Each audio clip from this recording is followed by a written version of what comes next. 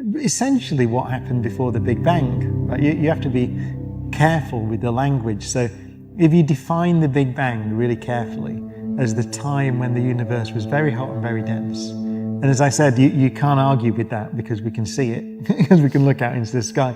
Our best theory of how the universe got into that state is that there was a time before that, and it's called inflation. When we think of the beginning of the universe, our minds often jump straight to the Big Bang, that colossal explosion from a singularity that supposedly marked the start of everything: space, time, matter, and energy. But what if that moment wasn't the beginning at all? What if, instead, it was a transition, a boundary between what was and what is? Brian Cox, the renowned physicist known for blending poetic wonder with rigorous science, has spoken on this chilling idea that the universe may have emerged from something far more disturbing than nothingness, something ancient, something eternal, and possibly something terrifying. To understand what Brian Cox suggests, we need to first understand what the Big Bang actually is, and what it isn't. Contrary to popular belief, the Big Bang wasn't an explosion in space, it was an expansion of space itself. Every point in the universe was compressed into an unfathomably small, hot, and dense state. Then, in a fraction of a second, it expanded. But here's the twist. The Big Bang doesn't describe the origin of the universe. It describes the evolution of the universe from a hot, dense state.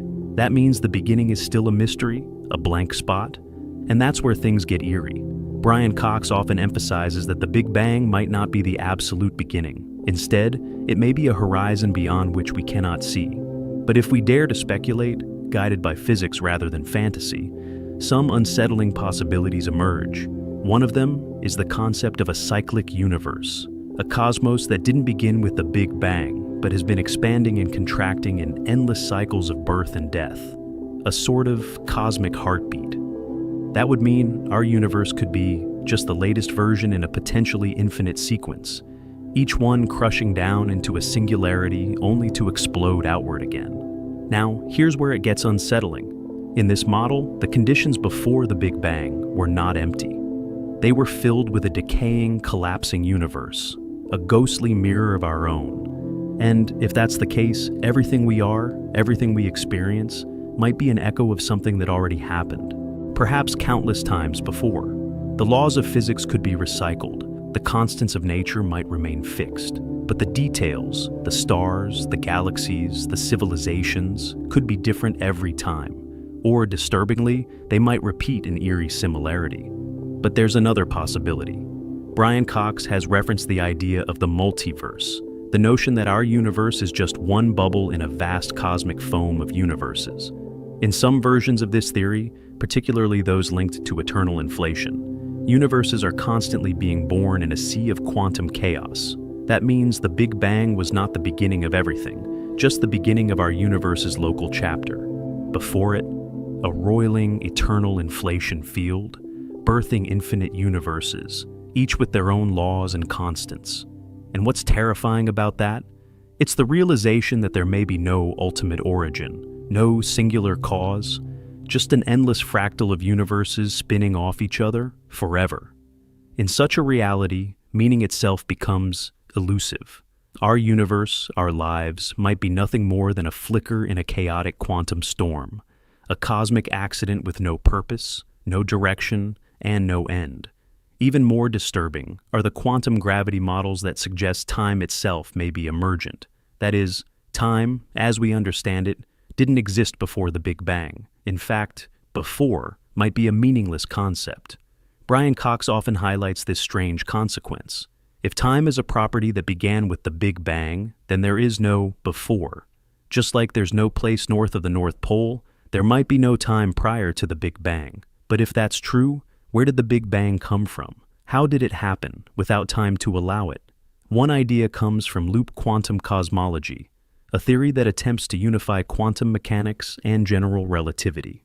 In this framework, the universe doesn't emerge from a singularity. Instead, it undergoes a bounce. Before the Big Bang, there was a contracting universe which compressed down to a smallest possible volume, never reaching infinite density, and then rebounded into expansion. The implication is that the Big Bang was not a beginning, but a transition point between contraction and expansion. If true, then we must ask, what was that prior universe like? Was it similar to ours? Was it filled with stars, galaxies, and life? Or was it cold, dark, and collapsing? A dying cosmos falling into itself. And here lies the truly haunting possibility. If the laws of physics remain constant across cycles, and if quantum information is never truly destroyed, then echoes of previous universes might be imprinted in our own. Subtle clues buried in the cosmic microwave background radiation. Patterns that shouldn't be there. Maybe even scars from collisions with other universes.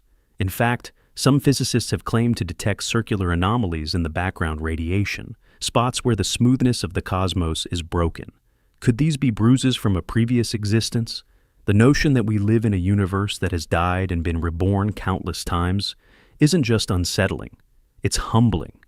It means that our cosmic story might be one of recurrence rather than creation, a play endlessly reperformed on a stage that never changes. Brian Cox has remarked that this cyclical model forces us to confront the ultimate insignificance of beginnings and endings. What matters is not when the universe started, but why it behaves the way it does now, and perhaps what comes next. But let's go deeper. What if the pre-Big Bang state was something even more alien? Some physicists, inspired by string theory and M theory, suggest that our universe could have been created from the collision of higher dimensional objects called brains. In this scenario, our entire universe exists on a three-dimensional membrane floating in a higher dimensional space. Occasionally, two brains collide, releasing massive amounts of energy and causing a new universe to be born. The Big Bang in this model is just the moment of impact. Before that, two vast sheets of reality drifted in an eternal void. Their convergence wasn't random, it was inevitable, and terrifyingly, it might happen again. Then there's the possibility that before the Big Bang, the universe existed in a radically different form. Some physicists have proposed a pre-geometric phase, a state where space and time, as we understand them, didn't exist. Instead, what existed was pure information, a tangled network of quantum relationships without direction, distance, or duration. No past, no future, no space to move through, and no time to mark movement. It's not that there was something before the Big Bang in the traditional sense, it's that the Big Bang was a transformation, a cosmic phase change. Just as water freezes into ice under the right conditions, space and time may have crystallized out of something more fundamental. This line of thinking suggests that the Big Bang wasn't the start of matter, but the beginning of structure, an emergent phenomenon, like patterns forming on a frosted window. But if time and space can emerge, then the idea of a before becomes meaningless. Yet, it leaves one unavoidable conclusion. Something must have existed. Something outside our notions of beginnings and endings. Perhaps it was a timeless mathematical system, a sea of probabilities, a strange, silent framework waiting for complexity to ignite. This is where things become not just strange, but deeply unsettling. If the fundamental layer of reality isn't physical, but mathematical, pure logic and code, then what we experience as real may just be an illusion arising from patterns and information. We're not living in a solid universe of substance, but in a delicate, ever-evolving arrangement of values. And those patterns don't care about meaning, purpose, or direction. They simply follow rules. That's the terror. Not destruction or chaos, but indifference. A reality that doesn't need to care because it wasn't made to care. Brian Cox often points out that our understanding of the cosmos is limited by our senses, by our perception, by the short lifespans of human thought. We interpret reality through the narrow lens of survival and experience, not through the cold, vast mechanics of the cosmos. The universe is not required to conform to our intuition. In fact, it often defies it. Our minds crave origin stories, neat beginnings, and satisfying ends. But the universe may offer none of that.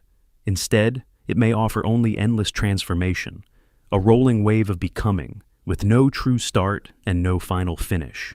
This is the profound and terrifying message hidden behind Brian Cox's quiet warnings, that what lies before the Big Bang is not just unknown, it may be unknowable, not because we haven't yet discovered the answer, but because our universe might be the wrong tool to even ask the question, like trying to describe color to someone who has never had sight. The rules we live by, the very concept of time itself, may not apply beyond that invisible boundary. And yet, this mystery is also beautiful. The fact that we can even wonder, even formulate these questions, is a miracle in itself. Out of a terrifying pre-existence, out of entropy, chaos, or cold logic came life, came thought, came minds capable of imagining what existed before time began. That, perhaps, is the most astonishing part of the story. We are part of a universe that may be ancient beyond comprehension or brief beyond belief, but we are aware, and in that awareness, we find meaning.